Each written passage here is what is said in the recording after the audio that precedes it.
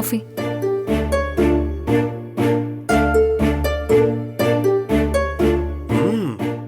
Wow, கரெக்டா இருக்கே பவி. எப்படி? தட் இஸ் பவி. சம்மதம் பவி. இது வரைக்கும் என் அம்மா மட்டும்தான் என் டேஸ்டுக்கான காஃபியை கரெக்டா போட்டு தந்திருக்காங்க. நீ அவங்கள மேட்ச் பண்ணிட்ட. ஏன் அர்ஜுன், அத்தை உன்னை பிறந்ததுல இருந்து பாத்திருக்காங்கன்னா நான் உன்னை 10 வயசுல இருந்து பாத்துட்டு இருக்கேன். வித்தியாசம்னு பார்த்தா 10 வருஷம் தானே. காஃபில மட்டும் இல்ல, ஒவ்வொரு விஷயத்திலயும் உனக்கு என்னென்ன பிடிக்கும்னு எனக்கு தெரியும். அப்படியா? ஆமா. உனக்கு பிடிச்ச கலர் ரெட், உனக்கு பிடிச்ச நம்பர் 7, உனக்கு பிடிச்ச நடிகர் சூப்பர் ஸ்டார், பிடிச்ச ஃபுட் பக்கா சவுத் இந்தியன் நான்வெஜ் மீல், மழை பெஞ்சா பிடிக்கும், லாங் டிரைவ் போக பிடிக்கும், ஏஆர் ரஹ்மான் பாட்டுனா பிடிக்கும், எல்லார் ஈஸ்வரி வாய்ஸ்னா பிடிக்கும். இப்படி உனக்கு பிடிச்சதெல்லாம் நான் ஃபிங்கர் டிப்ஸ்ல வச்சிருக்கேன். எப்படி? எல்லாம் ஓகே. ஆனா எனக்கு ரொம்ப பிடிச்ச ஒரு விஷயத்த மட்டும் நீ மறந்துட்ட. அப்படியா? என்ன விஷயம்?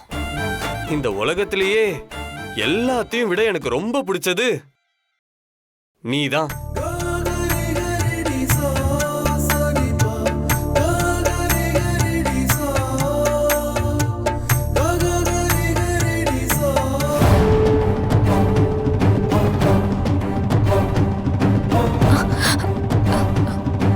அர்ஜுன், என்ன பண்ற?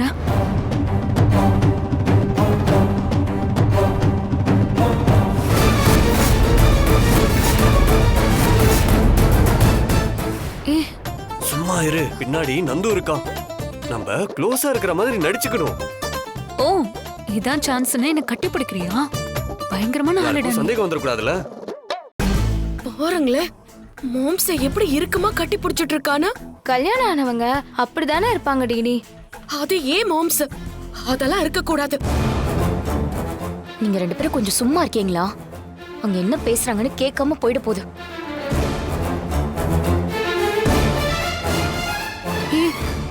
டேய் நந்து, நீயா?